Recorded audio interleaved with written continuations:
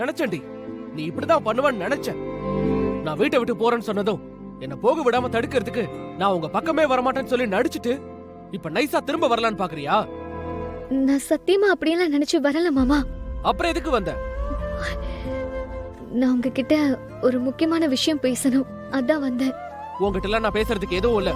நீ முதல்ல இங்க இருந்து கிளம்பு. என் கண்ணு முன்னாடி நிக்காத, கிளம்பு. நான் உங்களை விட்டு மொத்தமா போகணும், அதானே மாமா உங்களுக்கு வேணும்? அத பத்தி பேசதான் வந்தேன். நான் சொல்ற மாதிரி நீங்க செஞ்சா, நீங்க ஆசைப்படுற மாதிரியே நான் உங்களை விட்டு பிரிஞ்சு என் வீட்டுக்கே போயிடுறேன். அதுக்கப்புறம் நான் உங்க வாழ்க்கையிலேயே வரமாட்டேன். நீ சொல்றது எதுவும் நம்ப முடியலையே. திடீர்னு ஏன் இந்த முடிவு? அதுவும் நான் அவ்வளவு சொல்லியும் போகாம இப்ப நீயா வந்து போறேன்னு சொல்ற? இதுக்கு பின்னாடி ஏதாவது பிளான் வச்சிருக்கியா?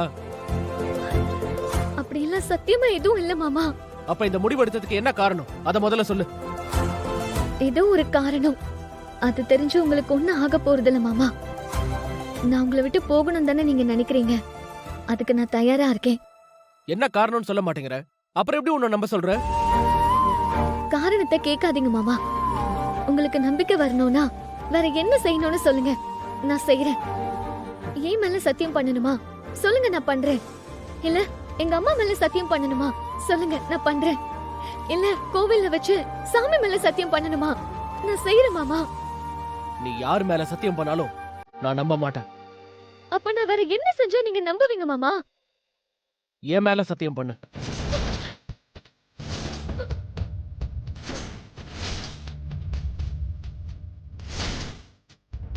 என் தலையில கை வச்சு என் வாழ்க்கையில நீ வரவே மாட்டேன்னு சத்தியம் பண்ணு. அப்ப நான் உன்னை நம்புறேன். நீ சொல்றதையும் நான் செய்யறேன்.